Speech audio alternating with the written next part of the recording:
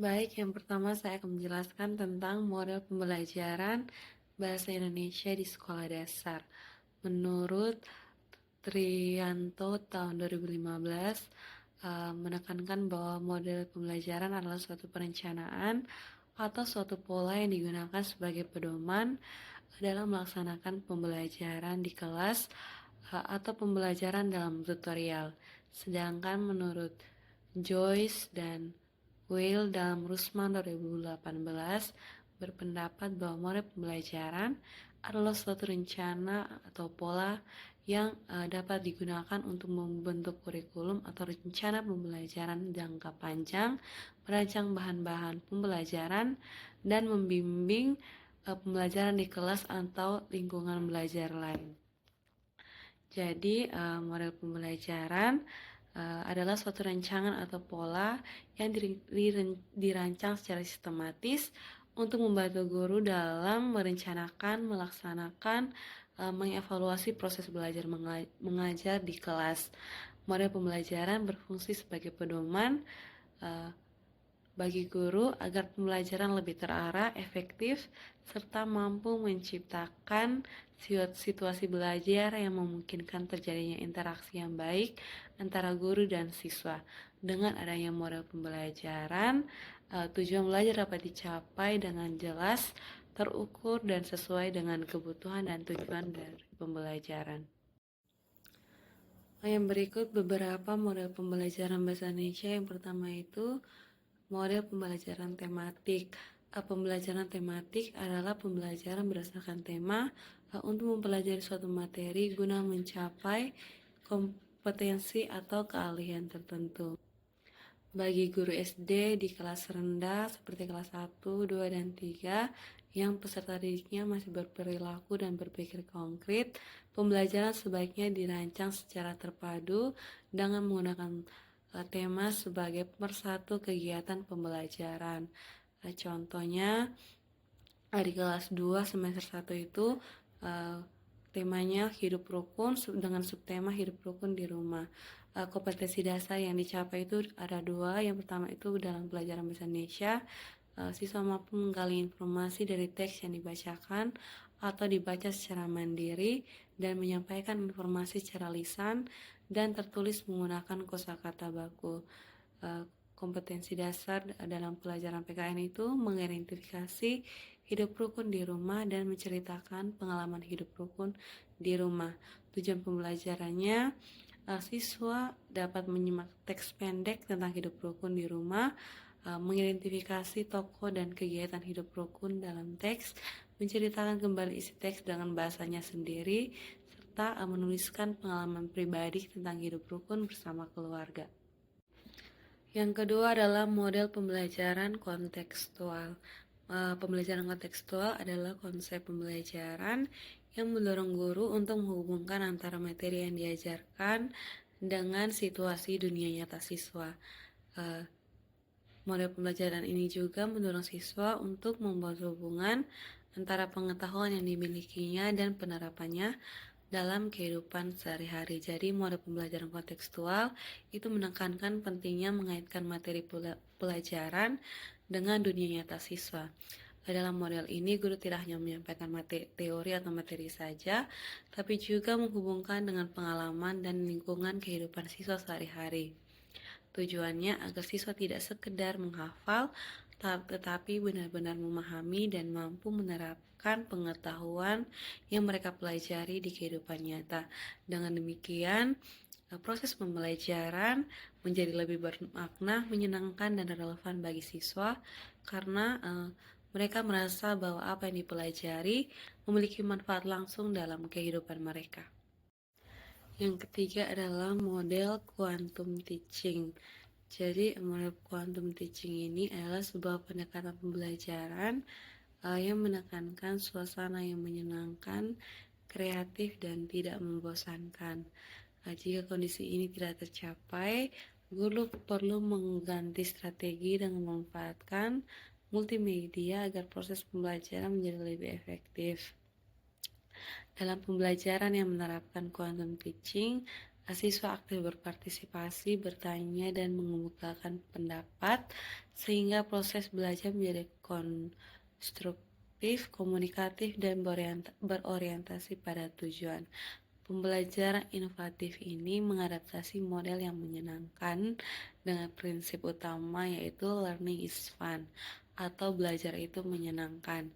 Dengan menanamkan prinsip ini, siswa tidak akan merasa pasif, tertekan dengan tugas atau bosan selama proses belajar, melainkan termotivasi untuk aktif dan kreatif dalam mengikuti pembelajaran. Baik, yang keempat itu adalah model pembelajaran kolaboratif. Model pembelajaran kolaboratif dapat didefinisikan sebagai filsafat pembelajaran yang memudahkan para siswa bekerja sama, saling membina, belajar dan berubah bersama, serta maju bersama. Pembelajaran kolaboratif merujuk pada kegiatan pembelajaran yang sengaja dirancang dan dilaksanakan secara berpasangan atau dalam kelompok kecil. Pembelajaran kolaboratif terjadi ketika kelompok kelompok kecil peserta didik saling membantu untuk belajar. Ketika pembelajaran kolaboratif digunakan untuk mendukung pengajaran, peserta didik cenderung lebih terlibat, mempertahankan informasi dengan lebih baik, dan memiliki hasil belajar yang lebih baik daripada peserta didik yang belajar secara individual. Ada macam pembelajaran kolaboratif. Yang pertama itu learning together. Jadi learning together ini beranggotakan siswa-siswa yang beragam kemampuannya, atau siswa dalam satu kelompok itu dipilih itu secara heterogen. Tiap kelompok bekerja sama untuk menyelesaikan tugas yang diberikan oleh guru, serta penilaiannya didasarkan pada hasil kerja kelompok. Yang kedua itu ada Team Games Turnamen atau TGT. Setelah belajar bersama kelompoknya sendiri, para anggota suatu kelompok akan berlomba dengan kelompok lain sesuai dengan tingkat kemampuan masing-masing. Penilaian dalam TGT itu didasarkan pada jumlah nilai yang diperoleh dalam kelompok. Yang ketiga itu Group Investigation atau GI, di mana semua anggota kelompok dituntun untuk merencanakan suatu penelitian beserta perencanaan pemecahan masalah yang dihadapi. Kelompok menentukan apa saja yang akan dikerjakan dan siapa saja yang akan melaksanakannya. Berikut bagaimana perencanaan penyajiannya di depan forum kelas. Penilaian didasarkan pada proses dan hasil kerja kelompok. Yang keempat itu adalah model jigsaw atau CP. Dalam bentuk pembelajaran ini, anggota satu kelompok diberi tugas yang berbeda-beda tentang suatu pokok bahasan, agar setiap anggota dapat memahami keseluruhan pokok bahasan. Tes diberikan dengan materi yang menyeluruh.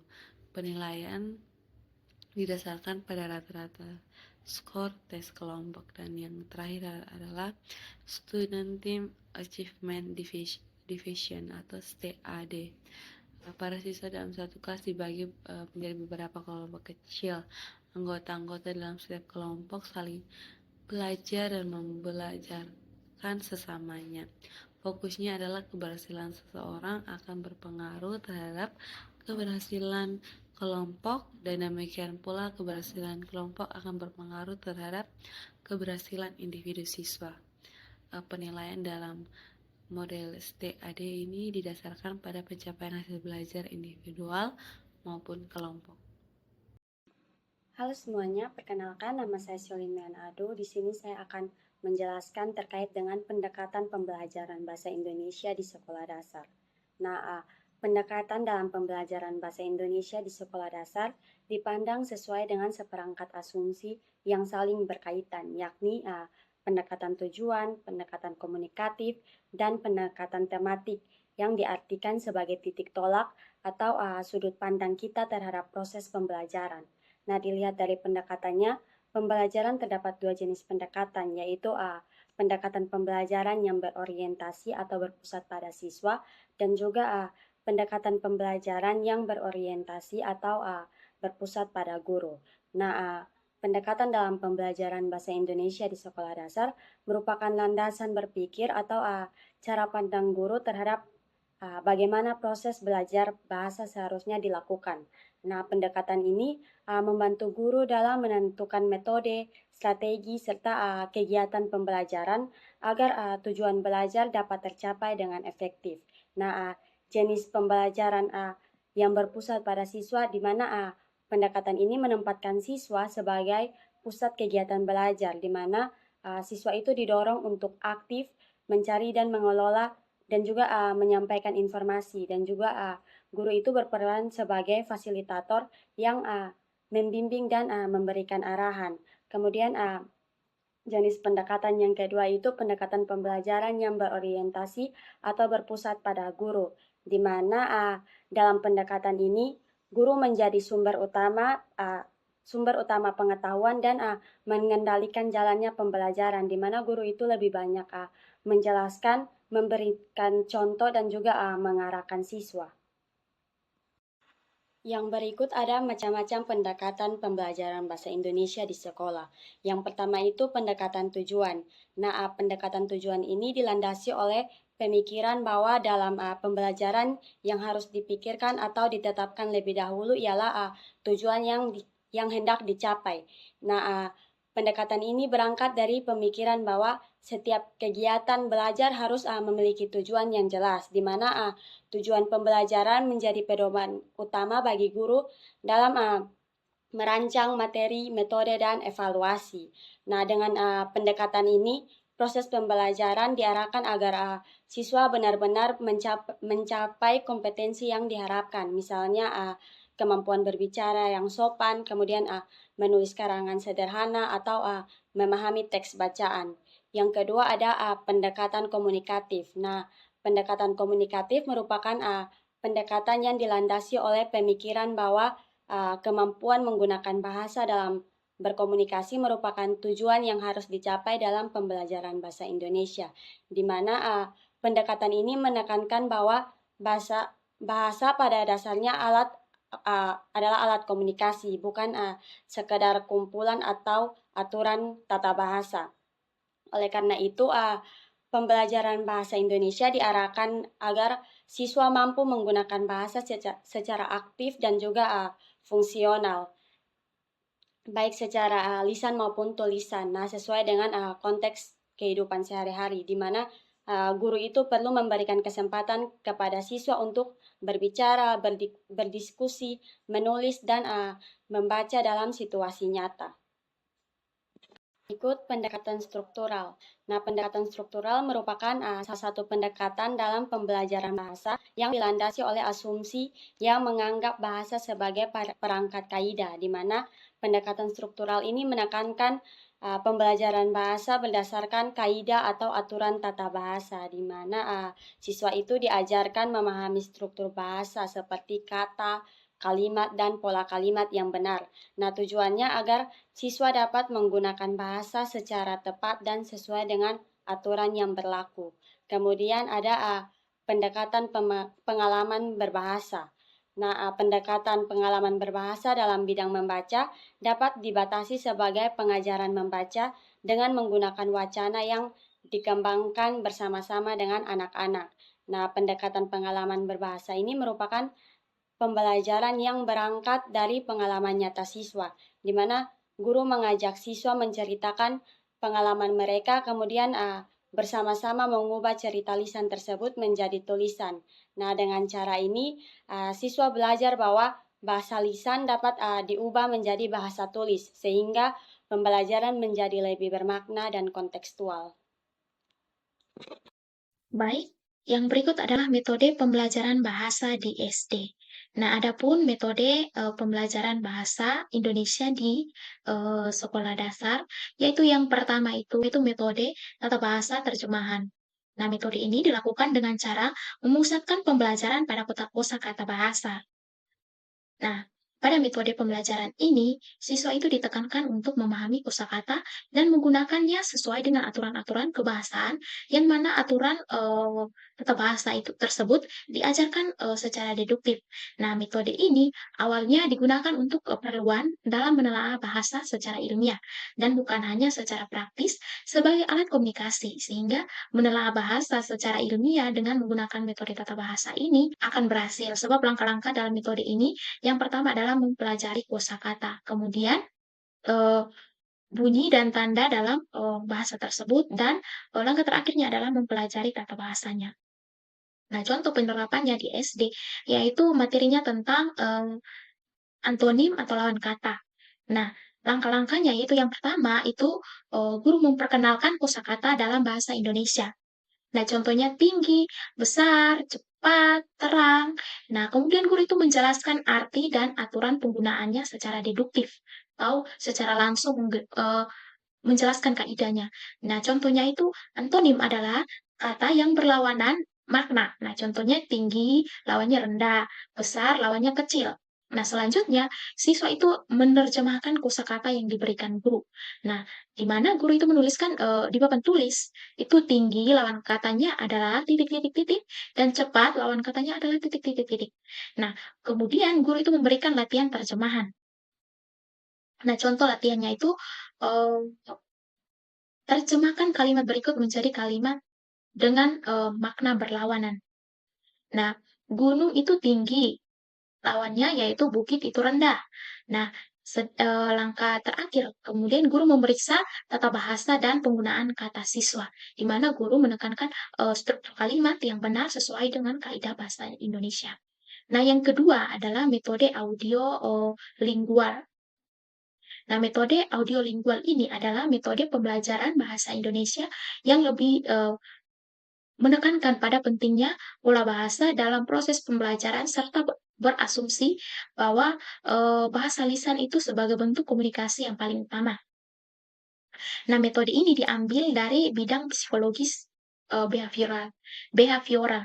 Nah, sehingga kegiatan ini ditekankan pada sehingga kegiatan ini ditekankan pada metode ini adalah menghafalkan dialog, mengulang kalimat, dan latihan berulang.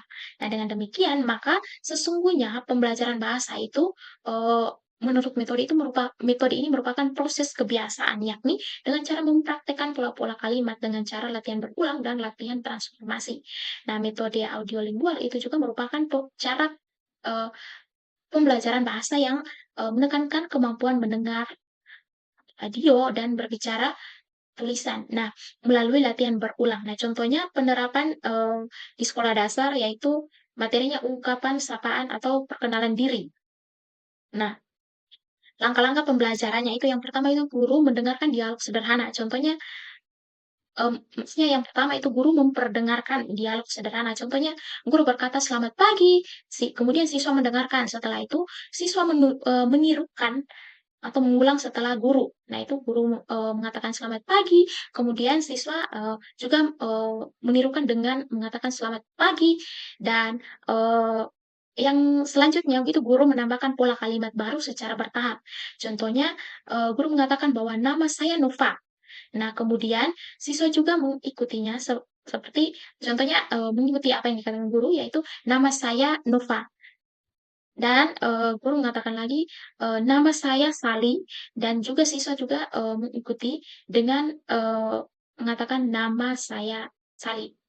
Nah, yang berikut setelah itu latihan berulang, di mana guru mengulang beberapa kali agar siswa itu terbiasa.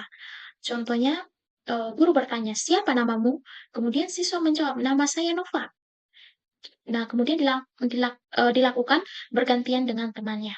Nah, setelah itu guru melakukan latihan bervariasi atau transformasi, di mana guru dapat mengubah sedikit kalimat. Misalnya selamat siang, selamat sore, selamat malam. Nah, seperti itu. Metode yang berikut adalah metode SAS atau struktur analitik sinetik. Nah, metode pembelajaran bahasa dengan SAS ini berdasarkan pada ilmu jiwa oleh Gestalt, yakni ilmu jiwa totalitas. Nah, ilmu jiwa ini berasumsi bahwa segala penginderaan dan kesadaran sebagai satu keseluruhan.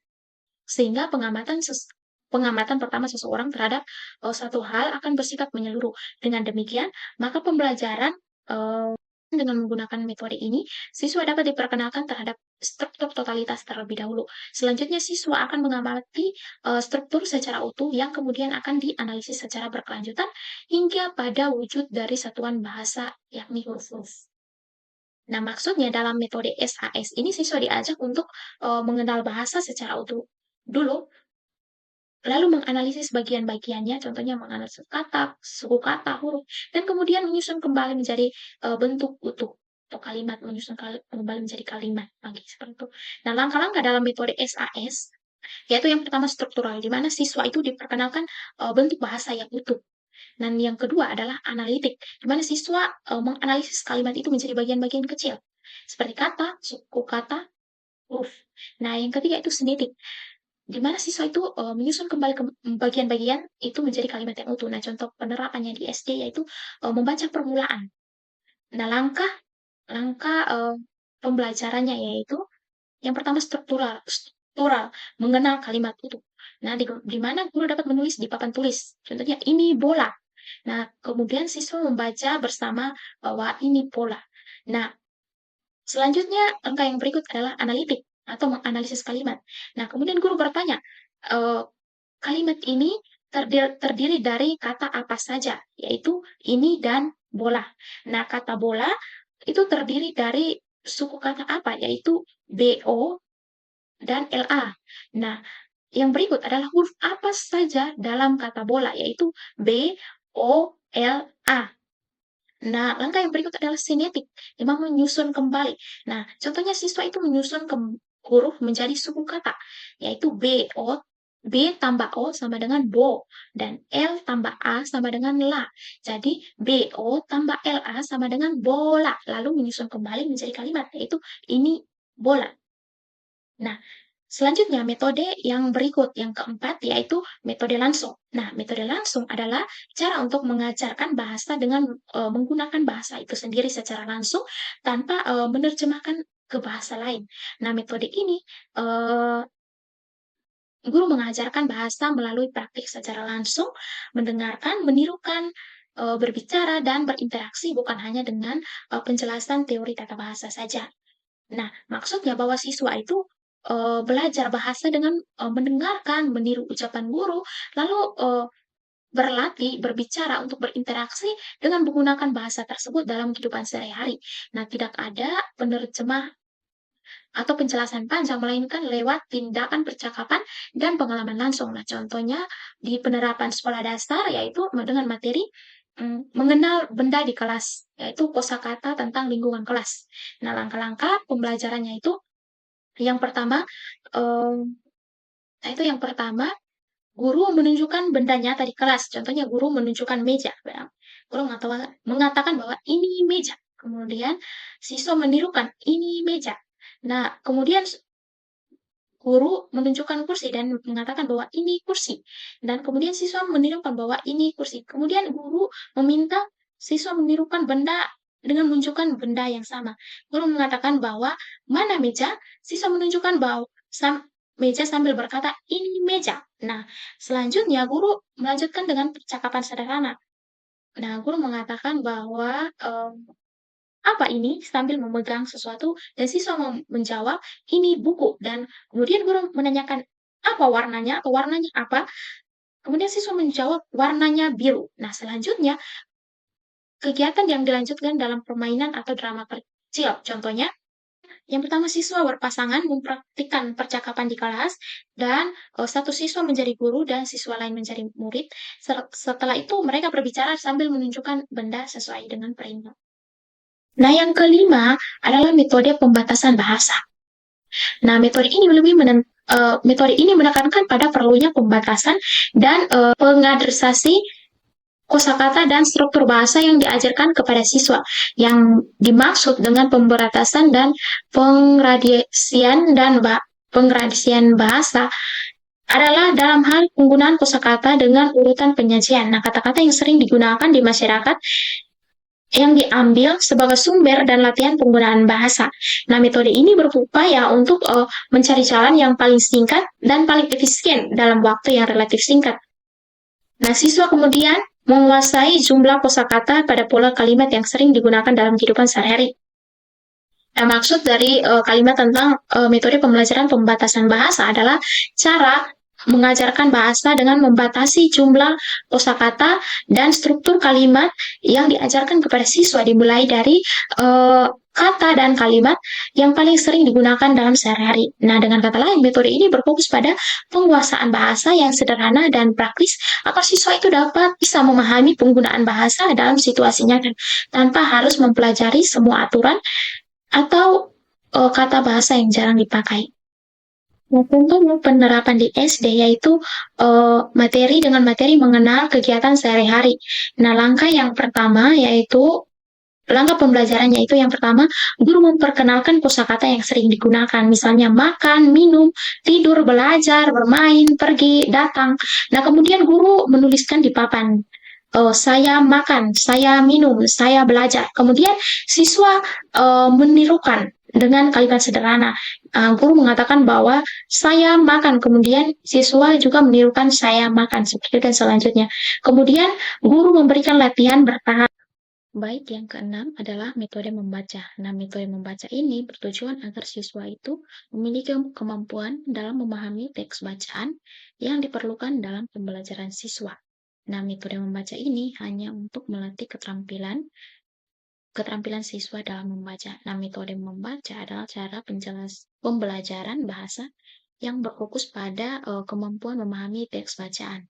Nah, dengan tujuan agar siswa itu mampu membaca dengan lancar, memahami isi bacaan, dan mengambil makna dari teks yang dibacanya. Nah, contoh penerapan di sekolah dasar dengan materi membaca teks pendek tentang kegiatan sehari-hari. Nah, contohnya, guru membagi teks bacaan sederhana. Contoh teksnya yaitu, setiap pagi Amel membantu ibu menyapu halaman. Setelah itu Amel mandi dan sarapan.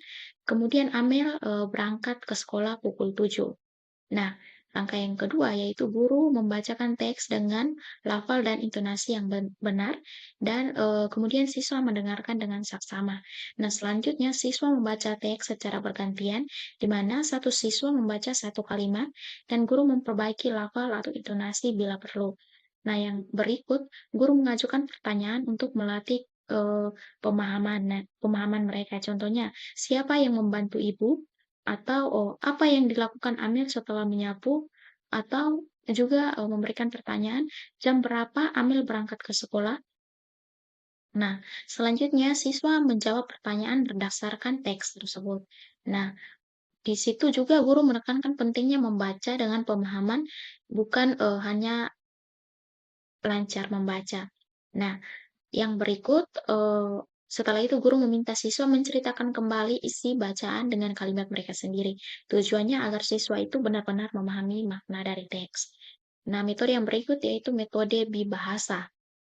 Nah, metode bibahasa ini berdasarkan pada persamaan atau perbedaan antara bahasa pertama atau bahasa ibu siswa dan bahasa yang diajarkan. Nah, persamaan dan perbedaan itu tidak hanya dilihat dari kosakata saja, melainkan pada bunyinya, bentuk bahasa, dan sintaksis kedua bahasa tersebut. Nah, metode ini mirip dengan metode linguistik, di mana bahasa ibu siswa itu digunakan untuk memperkuat penjelasan guru tentang perbedaan fonetik, kosakata, dan struktur kalimat, serta tata bahasa yang digunakan dalam pemahaman yang lebih kuat terhadap siswa. Nah, metode bibahasa ini adalah cara pembelajaran bahasa yang digunakan dua bahasa sekaligus, yaitu bahasa ibu dan bahasa ibu atau bahasa pertama, dan bahasa yang dipelajari itu bahasa kedua.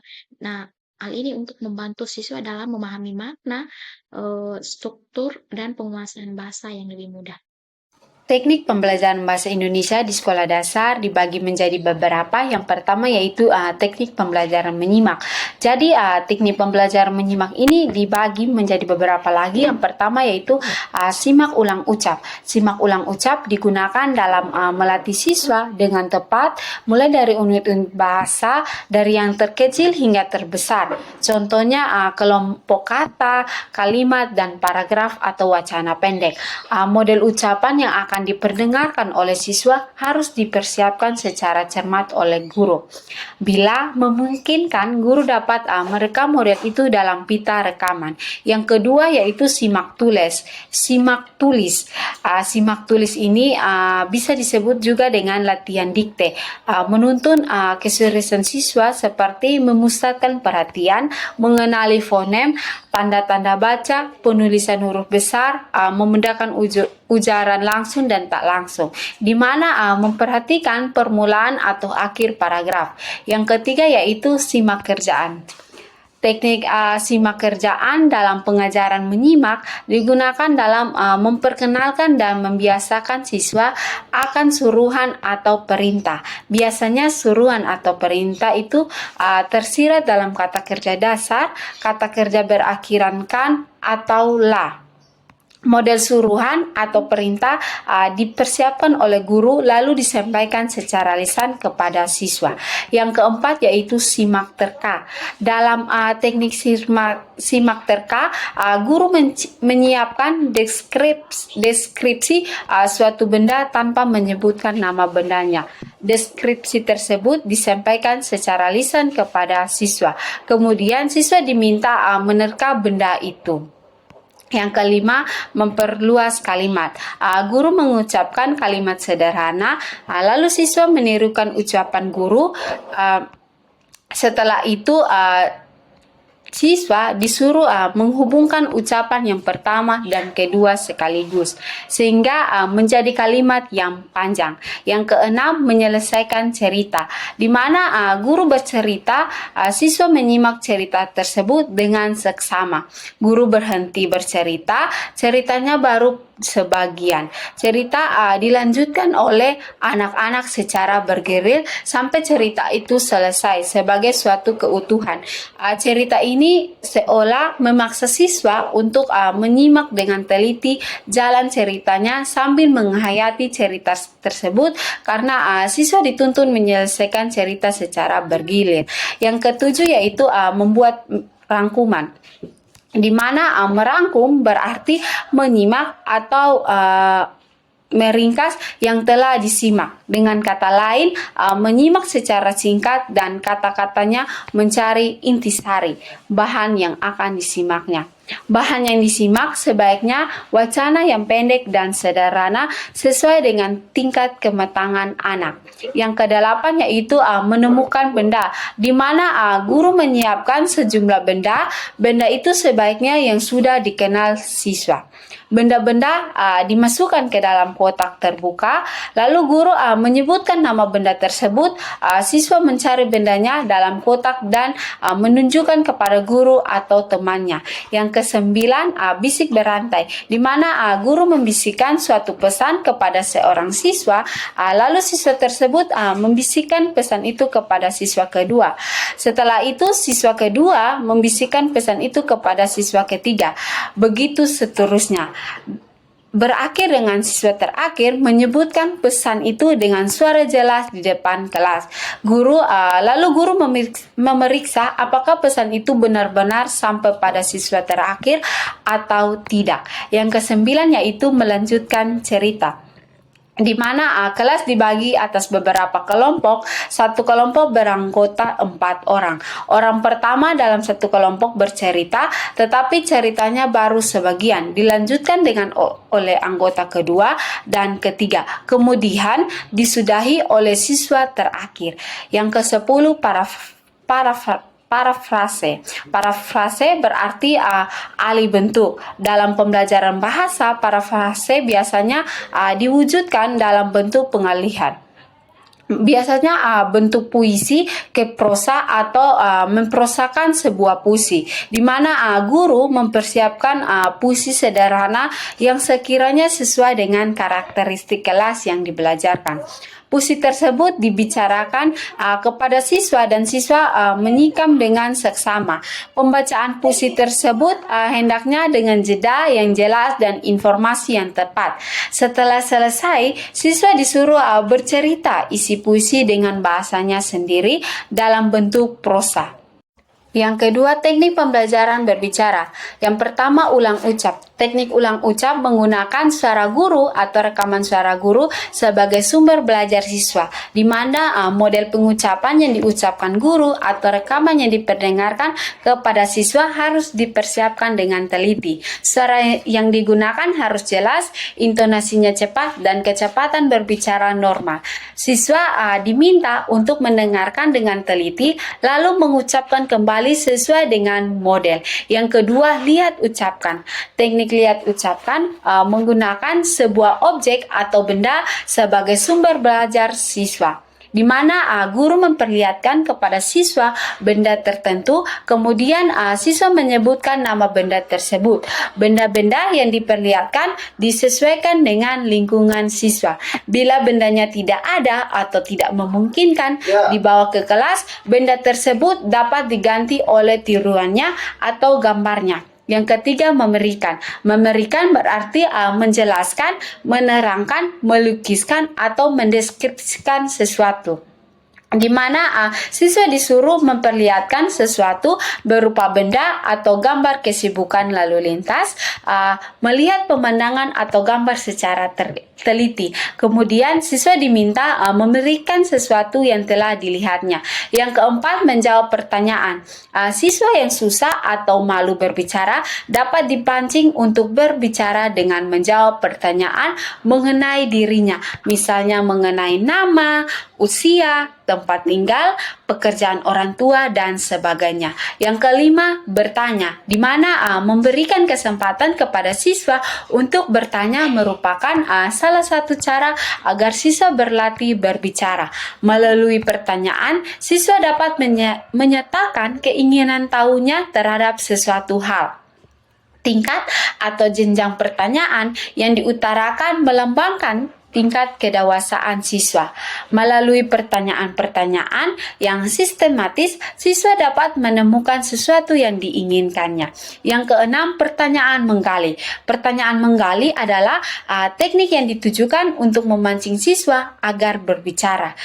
Guru memulai dengan mengajukan pertanyaan kepada siswa yang bersifat menggali dan memancing siswa untuk berbicara. Selain itu, pertanyaan menggali juga digunakan untuk menilai kedalaman dan keluasan pemahaman siswa terhadap sesuatu masalah. Contohnya, membuat pertanyaan, apa dampak penggunaan obatan-obatan terlarang?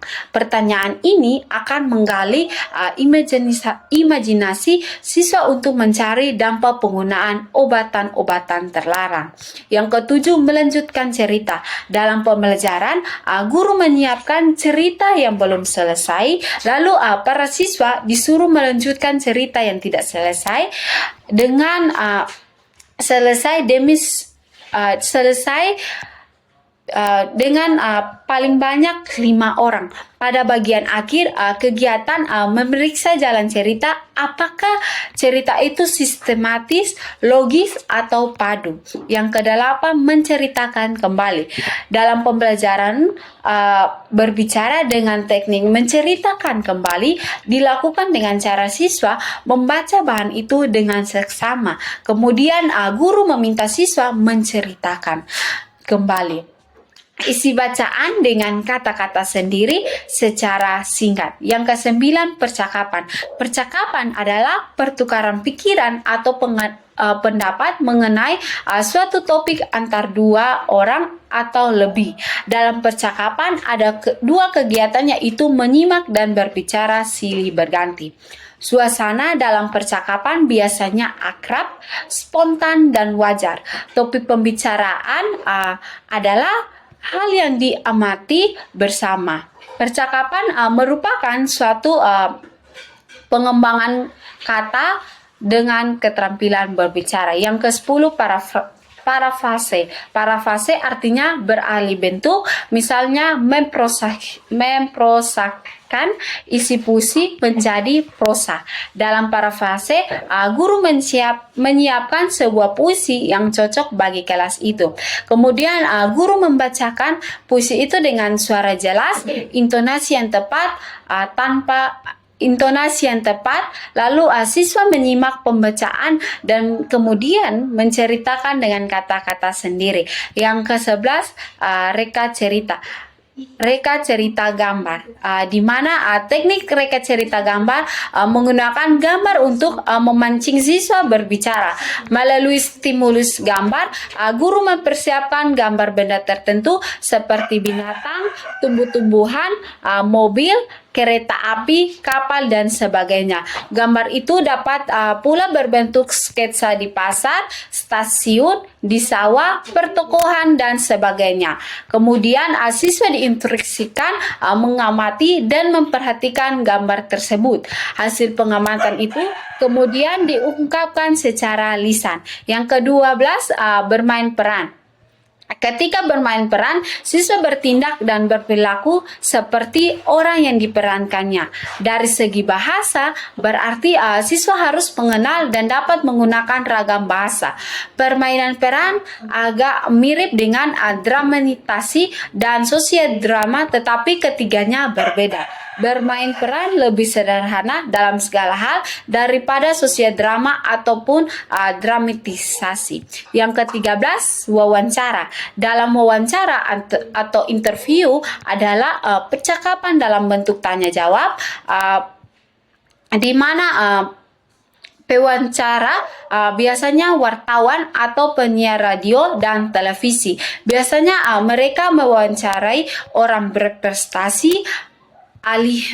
berprestasi, ahli atau istimewa, misalnya pejabat, tokoh, pakar dalam bidang tertentu. Melalui kegiatan wawancara, siswa akan berlatih berbicara dan mengembangkan keterampilan lainnya. Mereka dapat berlatih mewawancarai pedagang atau penjaga di sekitar sekolah. Kemudian mereka melaporkan hasil pekerjaannya secara berkelompok maupun individu. Yang ke-14, memperlihatkan dan bercerita, di mana siswa disuruh membawa benda-benda yang mereka sukai dan bercerita tentang benda tersebut. Kemudian kegiatan ini merupakan jembatan yang menyenangkan antara rumah dan sekolah. Hal yang dapat dilakukan guru yaitu pertama, mendorong siswa dengan cara membantu mereka merencanakan cerita yang akan dikemukakannya. Dan kedua, menyuruh siswa lain menyiapkan pertanyaan yang menggunakan tanya apa, siapa, kapan, di mana, dan bagaimana. 3. Teknik pembelajaran membaca. Yang pertama, membaca survei. Kegiatan membaca survei bertujuan untuk mengetahui gambaran umum, isi dan ruang lingkup bahan bacaan. Membaca survei artinya kegiatan membaca, misalnya melihat judul pengarang, daftar isi, dan lain-lain. Yang kedua, membaca sekilas. Kegiatan membaca yang menyebabkan mata kita bergerak cepat, melihat dan memperhatikan bahan tertulis untuk mencari dan mendapatkan informasi secara cepat, atau swimming. Swimming tujuannya untuk mengetahui topik bacaan, mengetahui pendapat orang, mendapat bagian penting tanpa membaca seluruhnya, dan menyegarkan apa yang pernah dibaca. Yang ketiga, membaca dangkal. Membaca dangkal di mana kegiatan membaca untuk memperoleh pemahaman yang dangkal dari bahan bacaan yang kita baca. Bahan bacaannya merupakan bahan bacaan yang ringan karena tujuannya untuk mencari kesenangan. Yang keempat, membaca nyaring. Membaca nyaring adalah proses melisankan sebuah tulisan dengan memperhatikan suara, intonasi, dan tekanan secara cepat yang diikuti oleh pemahaman tanpa memaksa bacaan oleh pembaca. Yang kelima, membaca dalam hati. Membaca dalam hati pada dasarnya adalah membaca dengan mempergunakan ingatan visual. Yang keenam, membaca kritis. Kegiatan membaca yang dilaksanakan secara bijaksana, penuh tegang rasa, evaluatif, serta analitis, dan bukan mencari kesalahan penulis. Yang ketujuh, membaca teliti. Membaca teliti diawali dengan survei yang cepat untuk melihat organisasi bacaan dan melihat hubungan paragraf dengan seluruh bacaan. Yang kedelapan, membaca pemahaman. Membaca pemahaman adalah kegiatan membaca yang tujuannya utama untuk memahami bacaan secara tepat dan cepat. Aspek-aspek yang diperlukan dalam membaca pemahaman antara lain sebagai berikut. Yang pertama, memiliki kosakata yang banyak. Yang kedua, memiliki kemampuan menafsirkan makna, makna kata, frasa, kalimat, dan wacana. Yang ketiga, memiliki kemampuan menentukan ide pokok dan ide penunjang. Yang keempat, memiliki kemampuan menangkap garis besar bacaan. Yang kelima, memiliki kemampuan menangkap urutan peristiwa. Baik, di sini saya akan menjelaskan teknik pembelajaran menulis. Yang pertama, menulis abjad. Mengajarkan anak untuk cara menulis huruf secara benar dan rapi sebagai dasar kemampuan menulis. Yang kedua, menulis kegiatan. Melatih anak menulis tentang aktivitas atau kegiatan yang dilakukan sehari-hari dengan kalimat sederhana. Yang ketiga, menulis gambar kesayangan. Mengajak anak untuk menulis cerita atau keterangan berdasarkan gambar yang disukai sebagai cara mengembangkan ide menulis. Dan yang berikut, menulis cara memainkan. Mengajarkan anak menulis langkah-langkah atau petunjuk bagaimana cara memainkan sebuah permainan atau alat. Yang berikut, menulis catatan harian. Melatih anak menulis pengalaman pribadi secara rutin seperti menceritakan kejadian pada hari itu. Yang berikut, menulis mainan kesenangan. Meminta anak menulis tentang mainan favorit mereka untuk mengembangkan kosakata dan kemampuan menyampaikan pendapat secara tertulis. Setiap teknik bertujuan membiasakan anak berlatih menulis dengan topik yang relevan dan menarik untuk meningkatkan kemampuan menulis secara bertahap dan menyenangkan. Dan yang berikut, ciri-ciri kelas Wohlleben. Ciri khas yang dapat dilakukan dalam kelas dalam pendekatan Wohlleben. Ini peserta didik akan melakukan yang pertama, berkembang melalui tahap-tahap sesuai dengan perkembangan. Peserta didik belajar bahasa secara bertahap sesuai kemampuan dan tahap perkembangan mereka masing-masing, sehingga pembelajaran tidak dipaksakan lewat tahap yang belum sesuai. Dan kedua, dilibatkan dalam interaksi sosial sepanjang hari. Peserta didik aktif terlibat dalam interaksi bahasa dan lingkungan sosialnya sepanjang hari, baik dengan teman maupun guru, sehingga bahasa dipelajari dalam konteks yang nyata dan sosial. Yang berikut, berani bertanggung jawab dalam mereka belajar. Peserta didik diberi kesempatan dan tanggung jawab dalam proses belajar mereka sendiri, membuat mereka lebih mandiri dan aktif mengelola pembelajaran baca tulis mereka. Yang berikut, merasa senang mencoba dan praktik baca tulis tanpa takut kritikan. Peserta didik merasa bebas dan nyaman untuk mencoba membaca dan menulis tahap rasa takut salah atau dikritik, sehingga tercipta suasana belajar yang positif dan menyenangkan. Yang berikut, mengevaluasi kemajuan mereka sebagai bagian alami dari semua pengalaman belajar. Peserta didik dapat menilai diri sendiri kemajuan belajar mereka sebagai bagian dari proses alami pembelajaran, bukan hanya hasil ujian formal, sehingga lebih memahami dan menghargai perkembangan mereka sendiri. Yang berikut, ciri-ciri kelas Wohlleben. Menurut Al-Masya 2001 halaman 21-22 ada 7 ciri yang menandakan kelas Wohlleben. Yang pertama, kelas yang menerapkan Wohlleben penuh dengan barang cetak seperti label, poster, dan karya tulis, siswa banyak terpancar di kelas untuk menciptakan lingkungan belajar kaya bahasa dan visual. Ini membantu siswa terbiasa dengan bahasa dalam konteks nyata dan bermakna. Yang kedua, kelas Walley-Jones, siswa belajar melalui model atau contoh. Siswa belajar dengan melihat contoh langsung dari guru atau materi. Misalnya guru membacakan cerita dengan intonasi yang tepat. Model ini memberikan gambaran nyata bagaimana bahasa digunakan. Dan yang berikut, kelas Walley-Jones, siswa bekerja dan belajar sesuai dengan tingkat kemampuannya. Siswa diberi tugas yang sesuai dengan kemampuan individu sehingga tidak merasa terbebani. Ini melibatkan proses perkembangan belajar masing-masing siswa dan memungkinkan kemajuan yang optimal. Dan yang berikut, kelas Walley-Jones, siswa berbagi tanggung jawab dalam pembelajaran. Siswa aktif mengambil peran dan tanggung jawab dalam proses belajar, bukan hanya menerima informasi pasif. Ini membangun kemandirian rasa memiliki terhadap pembelajaran mereka. Yang berikut, kelas Walley-Jones, siswa terlibat aktif pembelajaran bermakna. Siswa beraktivitas secara aktif dalam kegiatan belajar yang relevan dan bermakna, sehingga pembelajaran lebih mendalam dan tidak sekedar hafal.